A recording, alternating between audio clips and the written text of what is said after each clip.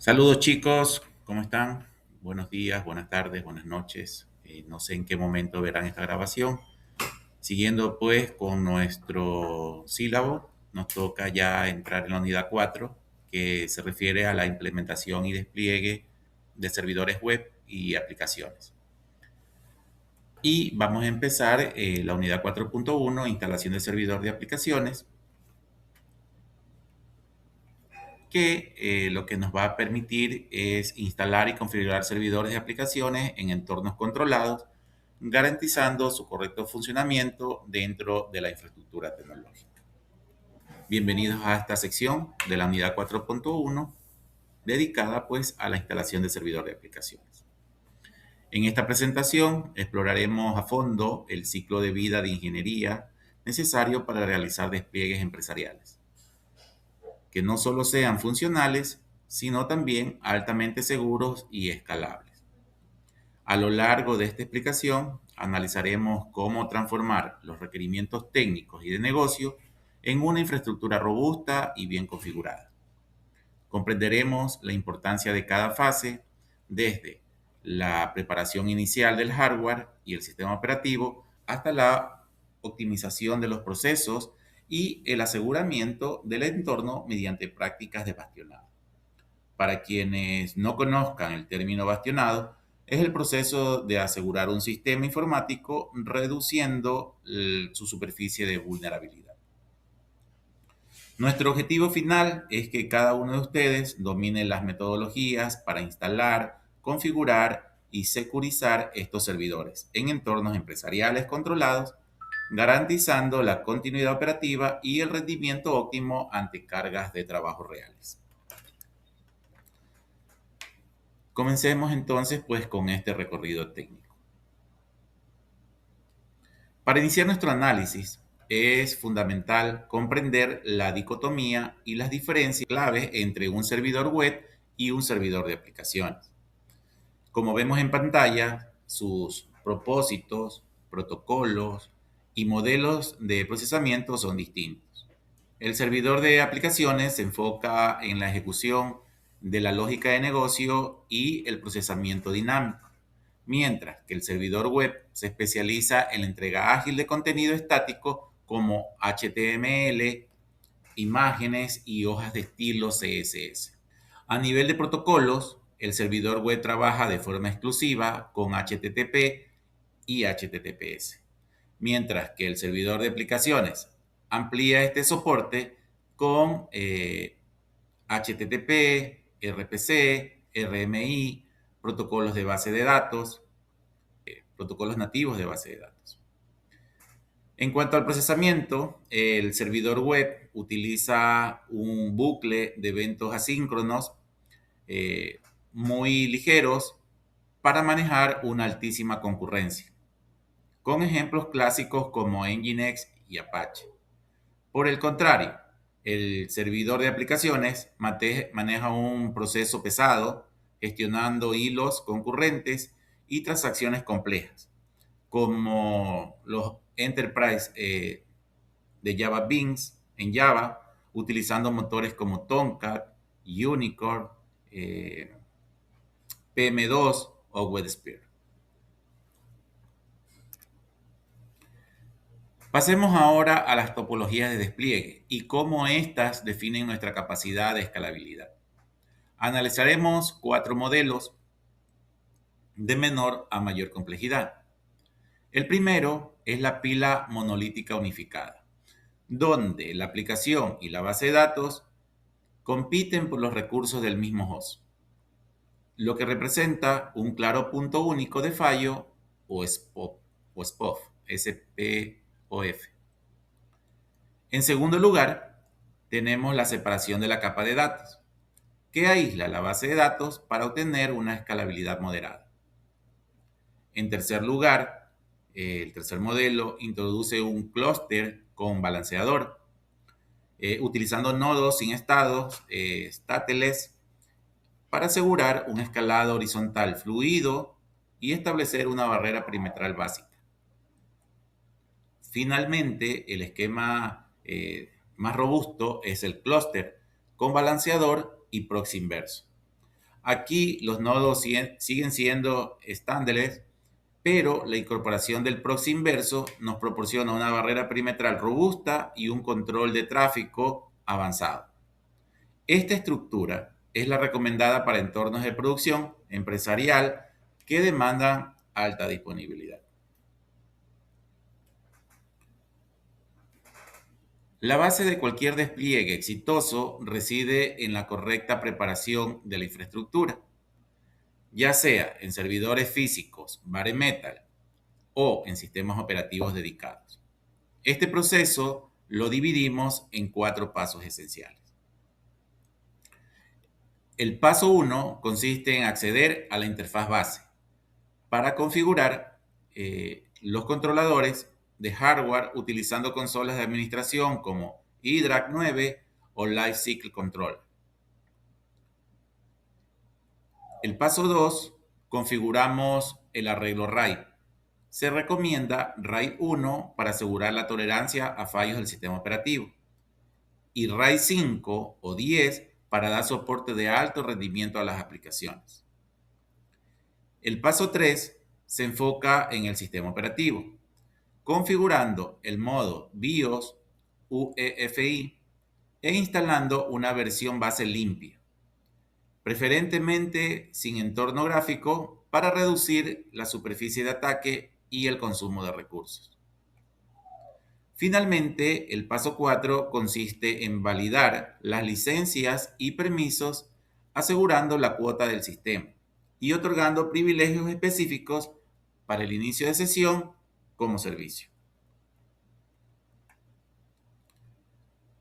Una vez instalada la infraestructura, el dimensionamiento de capacidad y el ajuste proactivo son críticos para el rendimiento. Aquí introducimos una fórmula fundamental: el número máximo de subprocesos del pool de trabajo multiplicado por 4. Debe ser menor que los descriptores de archivos disponibles en el sistema operativo, representados por la variable fs_filemaps. ¿Por qué es tan importante esta proporción? La respuesta se encuentra en el riesgo de inanición o starvation, que al cumplir con esta regla garantizamos un margen del 80% libre para sockets activos y archivos de logs. Esto evita un problema sumamente común en producción, que el inicio o la inicialización masiva o un pico de tráfico consuma por completo la tabla de descriptores del archivo del kernel, provocando que el servidor deje de responder a nuevas peticiones y colapse en el servicio. Entremos en detalles en los entornos de ejecución prácticos. ¿Sí? Vamos a hacerlo con 3 y empezamos con el ecosistema de Java, utilizando la combinación clásica Apache Tomcat más Maven. El primer aspecto clave es la selección del motor.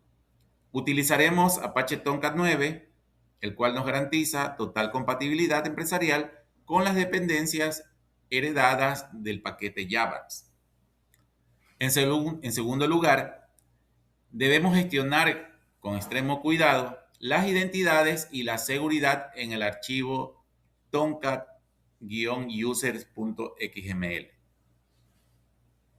Aquí configuramos las credenciales exclusivas y dedicadas únicamente para scripting y despliegues automatizados, manteniendo estrictamente aisladas de la interfaz gráfica de administración para evitar accesos no autorizados. Por último, analizaremos el ciclo de vida con Maven mediante el archivo pom.xml.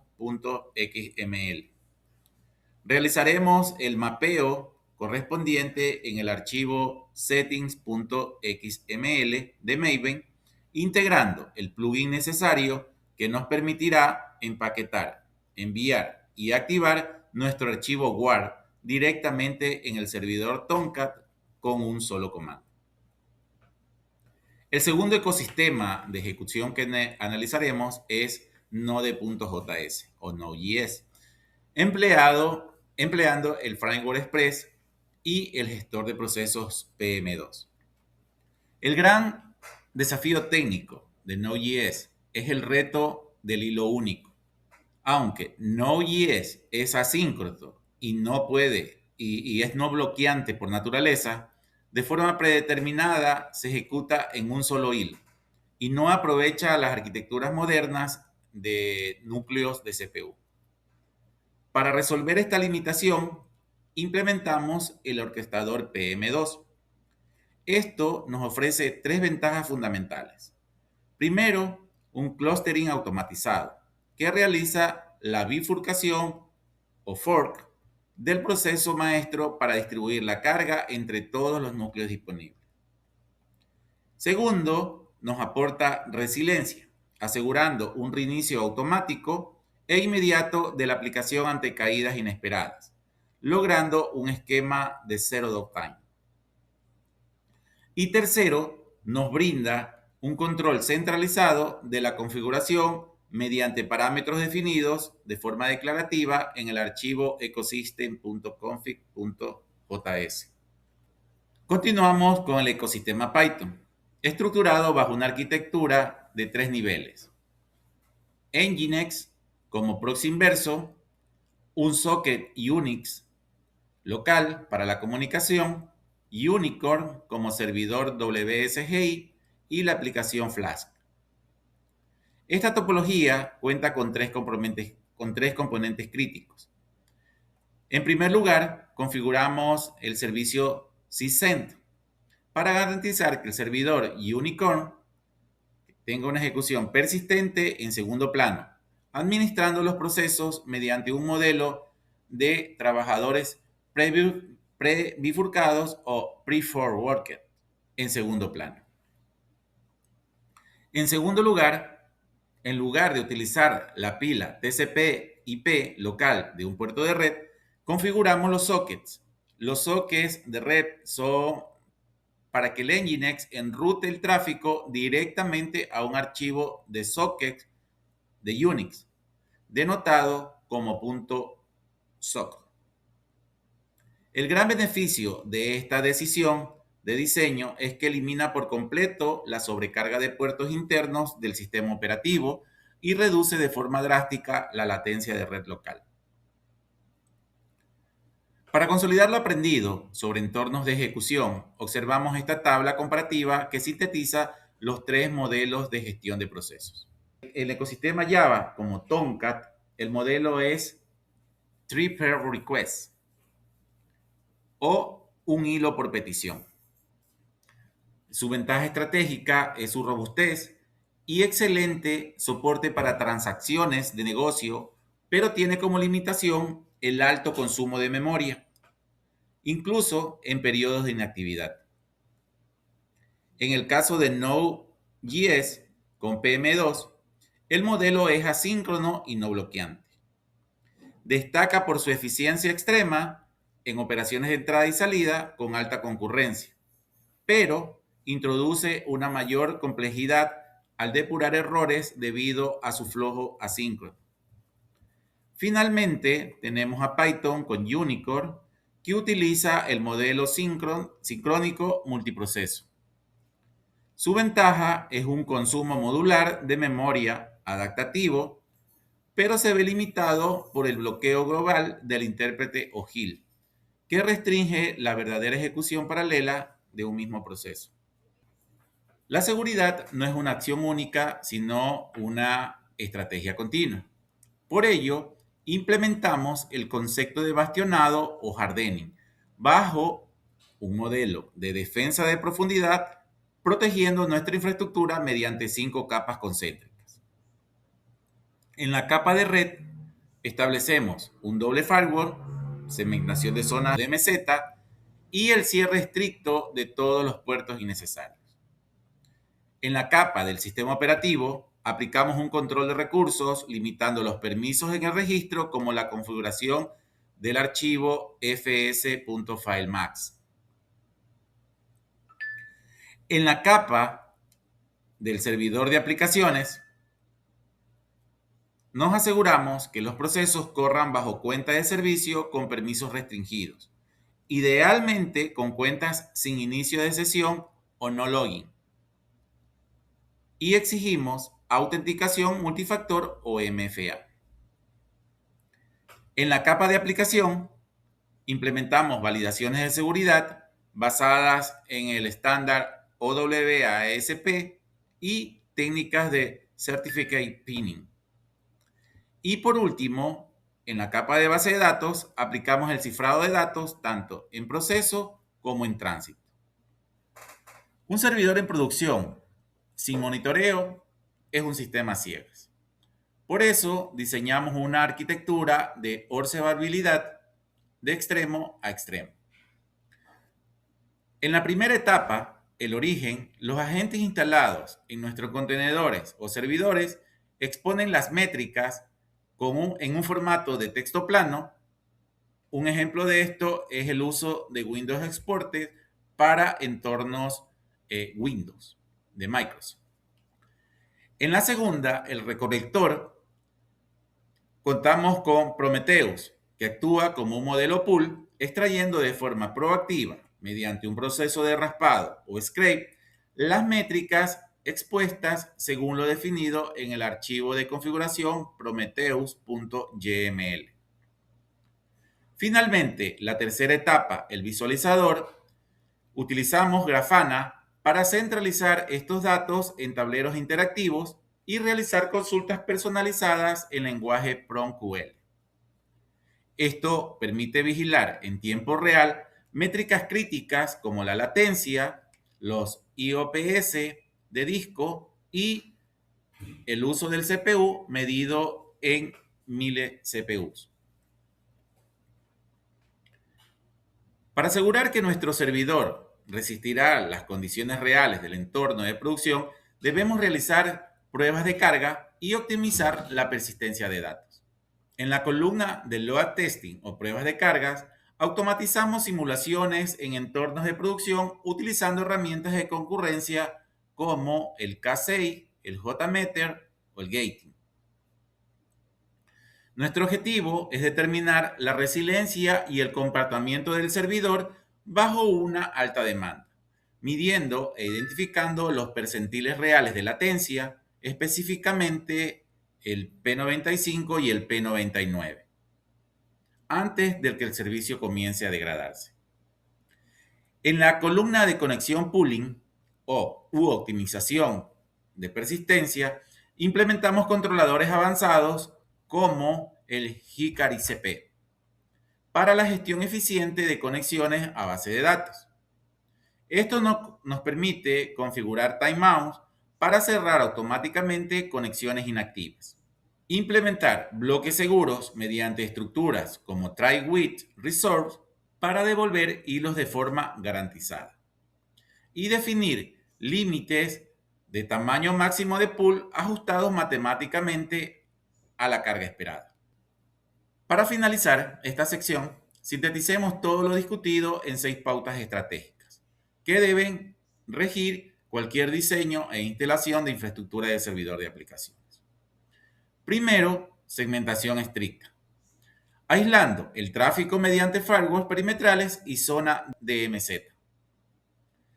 Segunda, tuning proactivo, realizando ajustes a nivel de kernel como el parámetro fs.max para evitar inanimación de descriptores. Tercero, aplicar el privilegio mínimo, ejecutando los procesos bajo cuentas de servicio restrictivas como el rol no login y evitando por completo el uso de la cuenta root o administrador. Cuarto, preferir el uso de socket Unix locales frente a conexiones TCP/IP locales para optimizar la latencia entre servicios como Nginx y Unicorn. Quinto, implementar conexión pooling para controlar de forma estricta los hilos de la base de datos. Y sexta, observabilidad.